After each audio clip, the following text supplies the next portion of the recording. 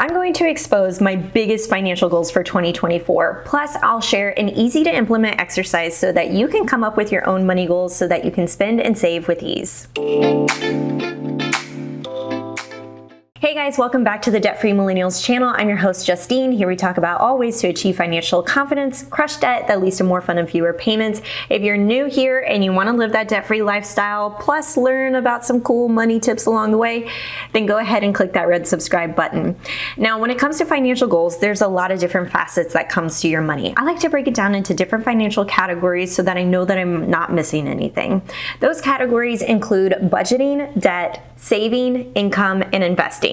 Now, when you have all 5 of these financial categories, it's really easy to then go in and plug in your different financial goals. Now, you may not have goals for each of these sections, but it's important to review each one so that you can identify any priorities or constraints.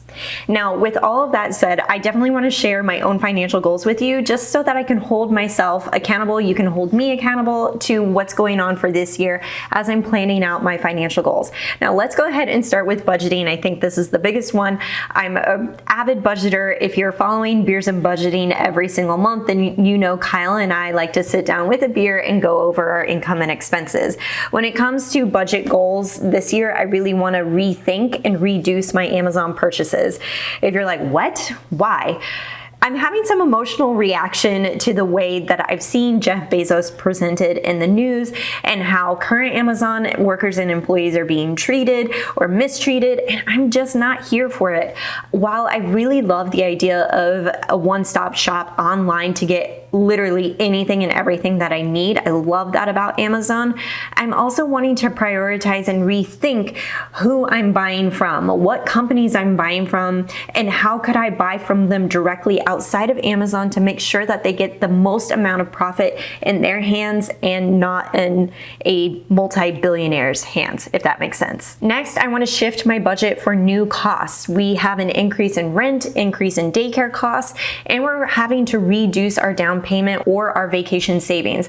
I want to make sure that I have an idea of what those new expenses are for us as they're increasing and how that's going to impact our savings across the board. Now, I'm going to get into more details about that in our Beers and Budgeting episode, so be on the lookout for that. And I'm going to be explaining why these expenses are temporary later on in the video. The next section is debt. Well, you may know that my husband and I don't have any debt. This actually was an important section for me to take a look at because I saw a priority here of researching 3 different mortgage lenders as we're looking to purchase our new home.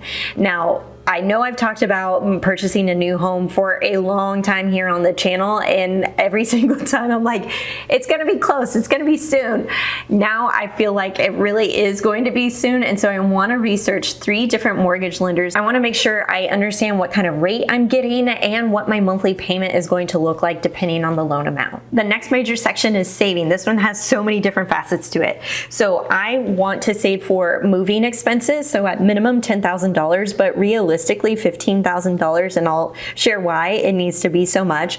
Plus closing costs, I want to make sure that I'm saving at least 3% of the purchase price of our home. In this case, I'm guesstimating around $16,000. Plus, I want to do a home furnishings or a home fun money budget of about $20,000. You're like, holy cow, Justine, $20,000 for home furnishings? What are you buying? We've got a lot of goals, okay? Kyle wants an in-home gym. He wants golf simulator. I don't know all about that.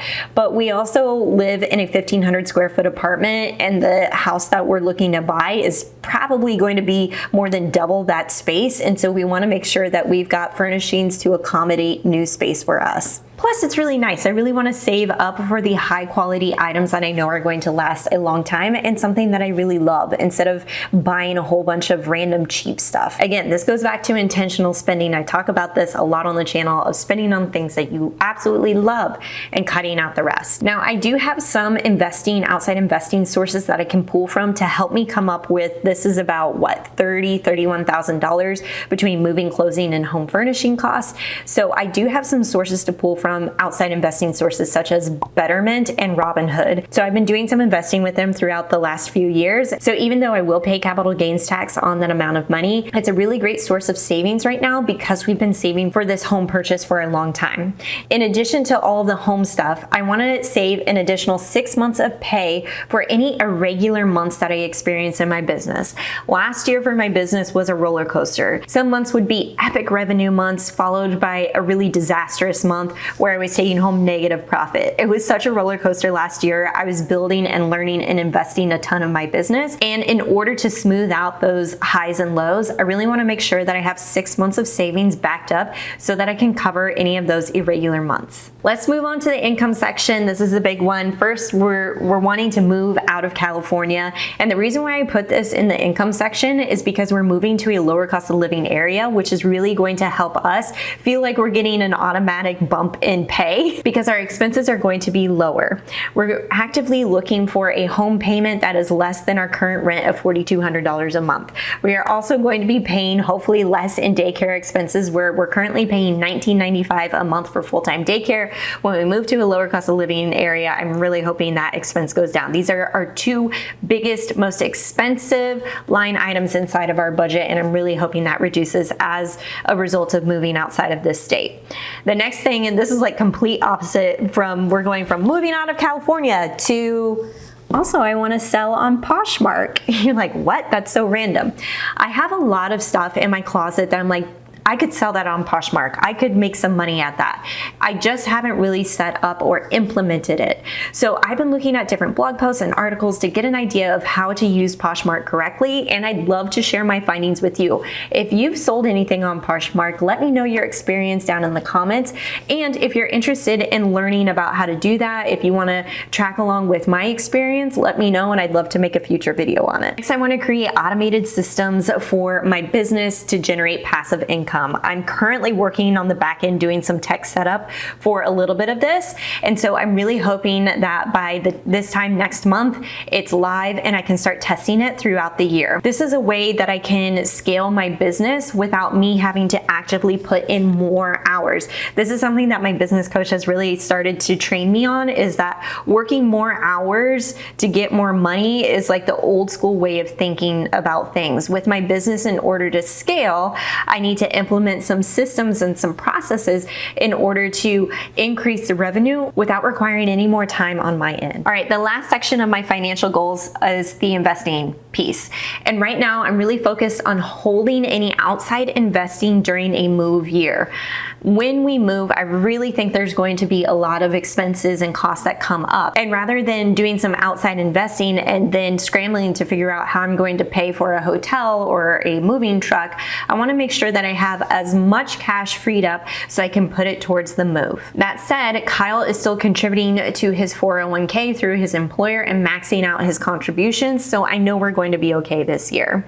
Plus, I really want to move money outside of Betterment and my Vanguard brokerage account. The Vanguard brokerage account is holding a lot of cash for us right now because we are using it for our down payment. A lot of that money is tied up in bond index funds, so I'm looking to move that money outside of the brokerage account back into our savings account so that we can go ahead and make that exchange for the house. And lastly, I want to track my net worth regularly using Projection Lab. Projection Lab is a financial planning simulator tool that can track your net worth over time and help you understand when you can reach financial independence.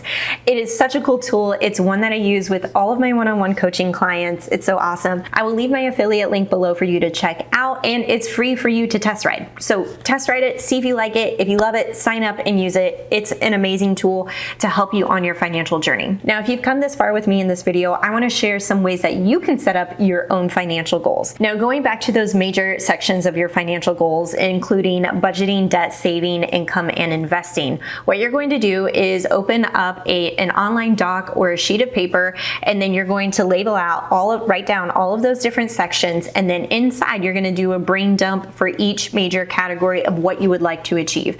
Be specific here and have end dates as much as possible. For example, instead of saying I want to be debt free, how about you put I want to pay off $3,600 in my American Express card. I'd like to save $10,000 for an emergency fund by December. You need to keep it specific so that we can see whether or not these goals are going to be be realistic. Next, ask yourself, which areas do you feel most discontent? Majority of people who have debt are going to focus and zero in on the debt and say, that's the area where I feel a lot of discontent. But maybe for you, you're checking your retirement account balances and seeing that you don't have much to show for it and you're in your mid-30s and you're like, I need to do something about this, then perhaps investing is the one that you want to prioritize. Whatever it is, go through that brain dump for each of those major sections and circle the one that gives you the most discontent. That's the area of focus that you are going to really be prioritizing for this year. And keep in mind, a lot of these goals end up carrying over year after year. So you may still have a debt goal for next year, but maybe you're prioritizing paying off a different debt. If you're confused about your financial goals or what you need to work on, or your priorities are just straight overwhelming, then I invite you to check out my private coaching program. This is my signature coaching program where you and I work one-on-one together to come up with solutions that help you have more fun, more confidence, and more peace of mind. I will leave a link to my coaching program below for you to check out. If you like this video, be sure to give it a big thumbs up and subscribe to the channel. It really does help out my channel so I can reach more millennials who are committed to living a positive financial lifestyle, and I'll catch you in the next one.